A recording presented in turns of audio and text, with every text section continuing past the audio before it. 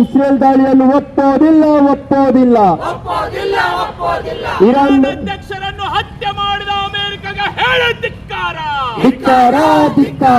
ಇರಾನ್ನ ಜನಸಾಮಾನ್ಯರನ್ನು ಮಾರಣ ಹೋಮ ಮಾಡುತ್ತಿರುವ ಅಮೆರಿಕ ಇಸ್ರೇಲ್ಗೆ ಹೇಳಿ ಧಿಕ್ಕಾರ.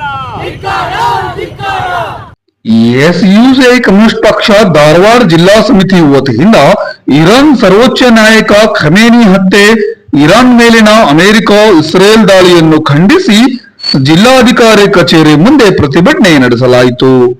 ಈ ಸಂದರ್ಭದಲ್ಲಿ ಧಾರವಾಡ ಜಿಲ್ಲಾ ಕಾರ್ಯದರ್ಶಿಗಳಾದ ಲಕ್ಷ್ಮಣ್ ಜಡಗಣ್ಣನವರು ಮಾತನಾಡುತ್ತಾ, ಇರಾನ್ ಮೇಲೆ ಅಮೆರಿಕ ಇಸ್ರೇಲ್ ನಡೆಸಿದ ಅಪ್ರಚೋದಿತ ಸೇನಾ ದಾಳಿಯನ್ನು ಎಸ್ಯುಎ ಕಮ್ಯುನಿಸ್ಟ್ ಪಕ್ಷ ತೀವ್ರವಾಗಿ ಖಂಡಿಸುತ್ತದೆ.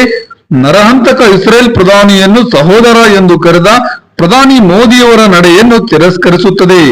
ಜಿಯೋನಿಸ್ಟ್ ಇಸ್ರೇಲ್ ಅಮೆರಿಕದ ಸಾಮ್ರಾಜ್ಯಶಾಹಿಗಳ ಸಂಪೂರ್ಣ ಬೆಂಬಲದೊಂದಿಗೆ ಮುನ್ನೆಚ್ಚರಿಕೆ ದಾಳಿ ಎಂಬ ಆಧಾರರಹಿತ ಕಾರಣ ನೀಡಿ ಇರಾನ್ ಮೇಲೆ ನಡೆಸಿದ ಅತಿ ಕ್ರೂರವಾದ ಸೇನಾ ದಾಳಿಯಲ್ಲಿ ಯುದ್ಧ ನಿಯಮಗಳನ್ನು ಗಾಳಿಗೆ ತೂರಿ ರಣಹೇಡಿಗಳಂತೆ ಮುಗ್ಧ ಜನತೆ ಹಾಗೂ ನೂರಾರು ಮಕ್ಕಳನ್ನು ಬಲಿ ತೆಗೆದುಕೊಳ್ಳುವ ಸಾಮ್ರಾಜ್ಯಶಾಹಿ ಅಮೆರಿಕ ಮತ್ತು ಇಸ್ರೇಲ್ ನಡೆಯನ್ನು ತೀವ್ರವಾಗಿ ಖಂಡಿಸುತ್ತೇವೆ.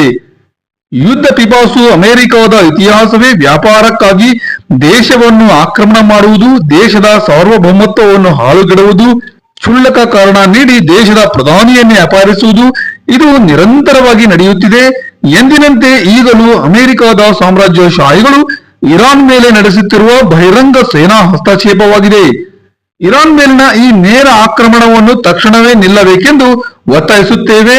ಭಾರತದ ಪ್ರಧಾನಿ ಮಂತ್ರಿಯವರು ಇಸ್ರೇಲ್ಗೆ ಭೇಟಿ ನೀಡಿ ಅಲ್ಲಿನ ಪ್ರಧಾನಿಯವರನ್ನು ಭಯೋತ್ಪಾದನೆ ವಿರುದ್ಧ ಹೋರಾಟಗಾರ ಎಂದು ಶ್ಲಾಘಿಸಿದ ಬೆನ್ನಲ್ಲೇ ಈ ದಾಳಿ ನಡೆದಿರುವುದು ಅತ್ಯಂತ ತಿರಸ್ಕಾರ ಅರ್ಹವಾಗಿದೆ.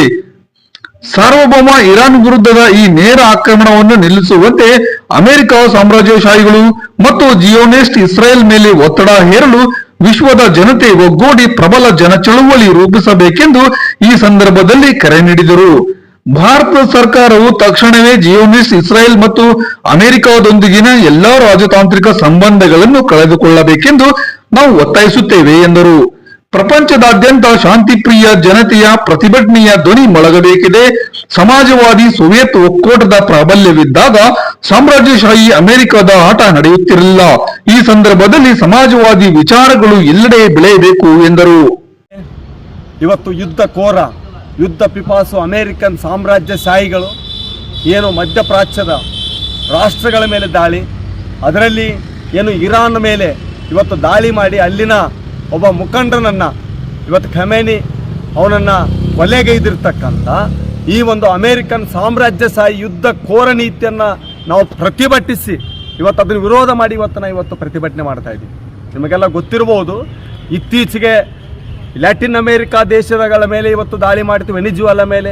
ಅಲ್ಲಿ ಏನೋ ಮಾದಕ ವಸ್ತುಗಳು ಇದಾವಂತೇಳಿ ಅನ್ನೋ ಕಾರಣ, ಇನ್ನೊಂದು ಕಡೆ ಇವತ್ತು ಅಣ್ವಸ್ತ್ರಗಳಿದಾವಂತ ಅನ್ನೋ ಕಾರಣ, ಇಂಥ ಹಲವಾರು ಸುಳ್ಳು ವಿಷಯಗಳನ್ನು ಮುಂದಿಟ್ಟುಕೊಂಡು ಅಲ್ಲಿನ ಆ ದೇಶದ ನೈಸರ್ಗಿಕ ಸಂಪತ್ತನ್ನು ಲೂಟ್ ಮಾಡಲಿಕ್ಕೆ ಇವತ್ತು ಈ ಕೊಲೆಗಡುಕ ಯುದ್ಧ ಪಿಪಾಸು ಟ್ರಂಪ್ ಈ ಒಂದು ನೀತಿಯನ್ನ ಧಿಕ್ಕರಿಸಿ ನಾವು ಇವತ್ತು ಈ ಪ್ರತಿಭಟನೆ ಮಾಡ್ತಾ ಇದ್ದೀವಿ.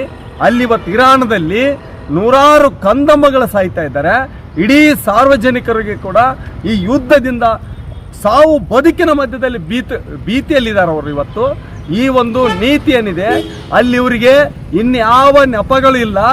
ಇಲ್ಲೇ ನೈಸರ್ಗಿಕ ಸಂಪತ್ತೇನಿದೆ, ಪೆಟ್ರೋಲಿಯಂ ಉತ್ಪನ್ನ ಏನಿದೆ, ಆ ಉತ್ಪನ್ನದ ಮೇಲೆ ತಮ್ಮ ಹಿಡಿತ ಸಾಧಿಸಬೇಕು ಅಂತೇಳಿ ಇವತ್ತು ಅಮೆರಿಕ ಮತ್ತು ಇಸ್ರೇಲ್ ಇವರಿಬ್ಬರು ಜಂಟಿಯಾಗಿ ಅಲ್ಲಿನ ನೈಸರ್ಗಿಕ ಸಂಪತ್ತನ್ನು ಲೂಟ್ ಮಾಡಲಿಕ್ಕೆ ಇಡೀ ದೇಶವನ್ನು ಇವತ್ತು ಯುದ್ಧದಿಂದ ಸರ್ವನಾಶ ಮಾಡಲಿಕ್ಕೆ ಹೊಂಟಿದಾರ.